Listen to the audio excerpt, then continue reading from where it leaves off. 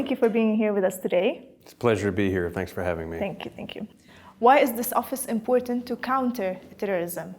That's a great question. The office was only created 5 years ago at the suggestion of Secretary General Guterres. It was one of his flagship reforms upon entering office. The General Assembly agreed on the basis of consensus. 193 member states really felt that the United Nations needed to up its game in terms of how to counter terrorism. Before that, it had a very small team working on the subject.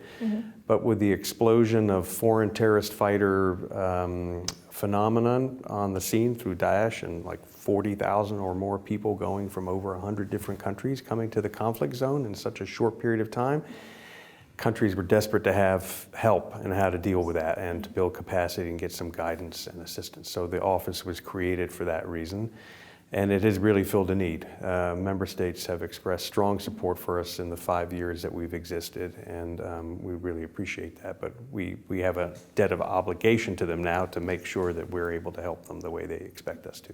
What role does Jordan play in countering terrorism? Yeah, well, I'm very happy to tell you that Jordan is an important factor in our work, and even from before my time at the United Nations, I greatly appreciate the fact that Jordan is a founding member of the Global Counter-Terrorism Forum. It co-chairs the Foreign Terrorist Fighter Working Group together with the United States.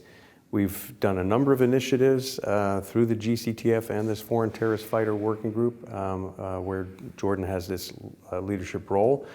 Of course, they have moral authority in the region and on certain topics. We work with them on a number of capacity building programs. For example, we had one working with the security services and the armed forces on how to address threats related to weapons of mass destruction, chemical, biological, radiological, and nuclear threats. That involved a series of trainings and capacity building, which culminated in an exercise that took place in September of this year, involving thousands of people. But it also demonstrated its worth in terms of how to deal with pathogens and things like that. So during the COVID pandemic, the training that was being supplied for this purpose was also used to help Jordan deal with the COVID-19 pandemic. There are a lot of other programs we're involved in, of course, border security issues, which of course are increasingly important here. We've done some work there, human rights training for law enforcement, and we are exploring opportunities with Jordan on our Countering Terrorist Travel program, which gives countries the capability to meet Security Council obligations to have advanced passenger information and passenger name record data together with biometrics and watch lists to be able to detect the movement of terrorists traveling by air, but also now through maritime means like passenger ships and so on. Very powerful tool. We're in discussions now with Jordan about that.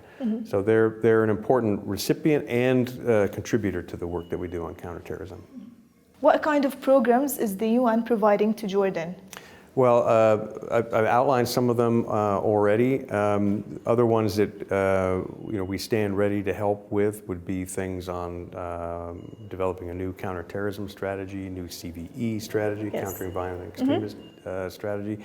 Countering Terrorist Travel Program, I think we've already begun discussions with them about that. That's a program I already mentioned what it's capable of doing, but 54 other member states already are beneficiaries of that. And the outcomes and the impact from that program are quite substantial. So we have additional ones that on preventing and countering violent extremism, including with youth-focused programs, which of course are very important here in a country that has like upwards of 60% of the population are under 35. So a number of things we're getting ready to take on with them, in addition to programs that we've run over the years. Do you think that Daesh is still a threat? Absolutely. The reports from the Al-Qaeda and Daesh monitoring team of the Security Council, they're issued several times a year, including one from the Secretary, 2 times a year from the Secretary General report that we coordinate. It's quite clear that they remain a very serious threat, as does Al-Qaeda. Especially since the Taliban took over in Afghanistan. Al-Qaeda is certainly bigger now than it was before the Taliban takeover, but also the Khorasan province of Daesh more than doubled in size in Afghanistan since the Taliban took over. Regionally, of course, both organizations and their affiliates are still a threat. They don't hold territory the way they used to, thankfully, but the attack on the Hasaka prison complex in January of this year demonstrates how ambitious Daesh remains just in the region, but they continue to conduct hit-and-run attacks throughout the region.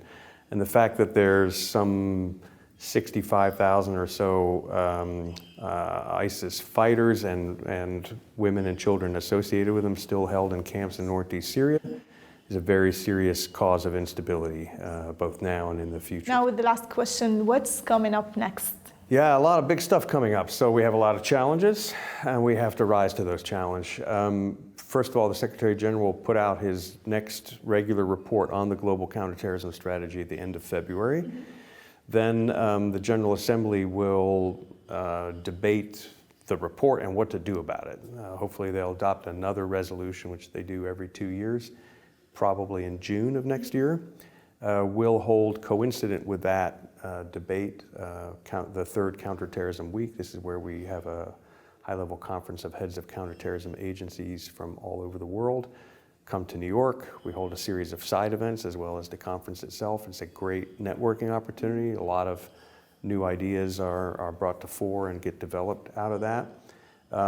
But this will all be leading up to a big summit on counterterrorism in Africa, organized with the African Union and Nigeria in October of next year, to be held in Nigeria at the head of state and government level. This is an important event because I've already described, how the threat is expanding in Africa, and everything that everyone's tried in Africa to this point is not succeeding.